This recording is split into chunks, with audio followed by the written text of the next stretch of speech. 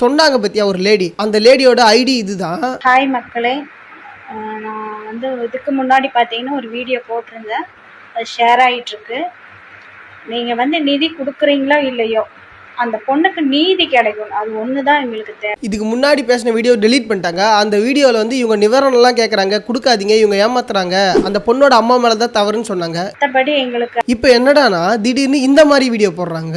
Something is wrong. இன்னொன்று அவங்க அம்மாவுக்கே தெரியாம அந்த குழந்தைய எரிச்சிட்டாங்க. நாங்கள் போயிட்டு இருக்கோம் மட்டும் தான் சொன்னாங்க. நாங்கள் இங்கேருந்து அங்கே போறக்குள்ள அம்மாவோட சம்மதமே என்னோட சம்மதமே இல்லாம என் பிள்ளைய எரிச்சிட்டாங்க. சரி, இவங்க தவறே பண்ணியிருந்தாலும் எப்படி அவங்க அம்மாவோட சம்பந்தமே இல்லாம அந்த குழந்தைய எரிக்கலாம்? இன்னொன்னு அந்த குழந்தையோட சித்தியும் சொல்றாங்க, அதையும் கேளுங்க.